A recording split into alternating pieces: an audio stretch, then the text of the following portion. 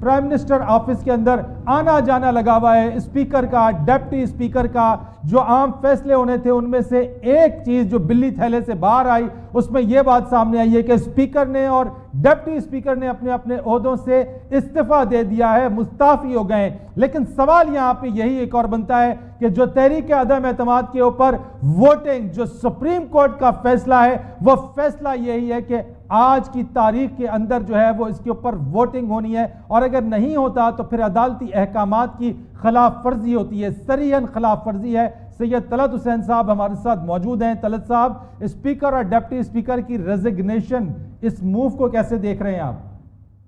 देखें, ये तो राइटिंग ऑन द वॉल थी, क्योंकि जिस तरह हम पहले भी जिक्र करते रहे थ्रू आउट द डे कि इनके पास रास्ता नहीं है निकलने का, और सुप्रीम कोर्ट खुली हुई है और कंटेम्प्ट की जो है प्रोसीडिंग्स वो इमीडिएटली स्टार्ट हो सकती हैं इनके खिलाफ। उनको पता है कि सुप्रीम कोर्ट का वाज़ेह है कि उससे वो बच ही नहीं सकते।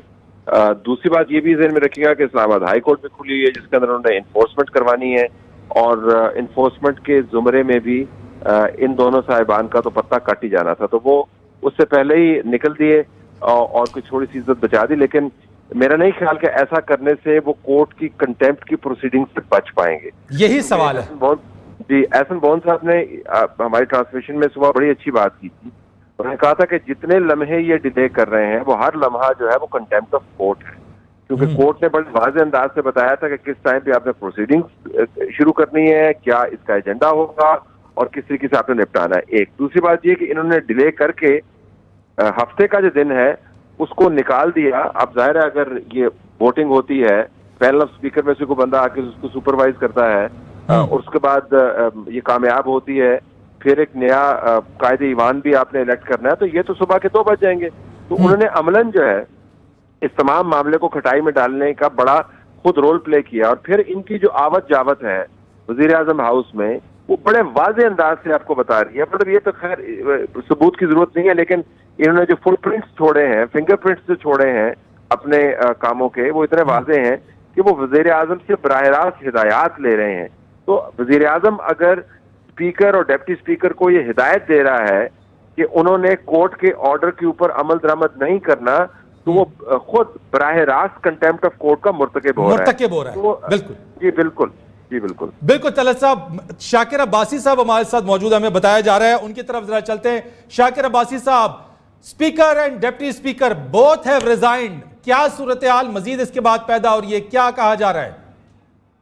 जी, स्पीकर इस वक्त अपने डाइस पर आ चुके हैं और वो इस वक्त बात कर रहे हैं, तो अगर आप उन्हें लाइव कट कर लेंगे तो ज्यादा बेहतर हो जाएगा। इस वक्त यही इतलात है, जरा कंफर्म कर रहे हैं कि स्पीकर डिप्टी स्पीकर ने इस्तीफा दे दिया है, लेकिन स्पीकर इस वक्त अपने बैठे इजलास को प्रिजाइड कर रहे हैं। राइट हो गया। प्रोड्यूसर साहब, ये बताया जा रहा है कि इस वक्त ये इसको कट कीजिएगा, अगर आपके पास ये फीड आ रही है, अगर आपके पास ये लिंक है तो इसको जरूर कट कीजिए और देखिए कि ये क्या चीज हो रही है। लेकिन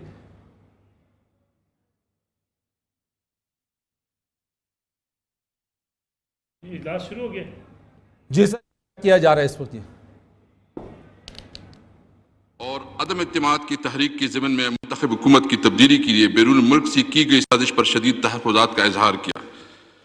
इजलास के दौरान स्पीकर कौमी असम्बली को मुझे वफाकी काबीना की जानब से इंतहाई अहम खुफिया दस्तावेज़ात व मुताबिक कानून भिजवाई गई हैं। इन दस्तावेज़ात के मुताले और गौर-व-ख़ौस से हुकूमती अरकान के मौक़िफ़ को तक़वियत मिलती है।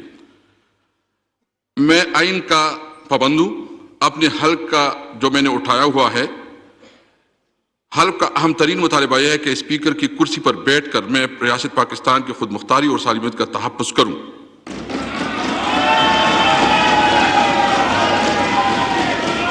ज़मीनी हक़ाइक़ व वाक़ियात के पेश नज़र चुनांचे मैंने ये फैसला किया है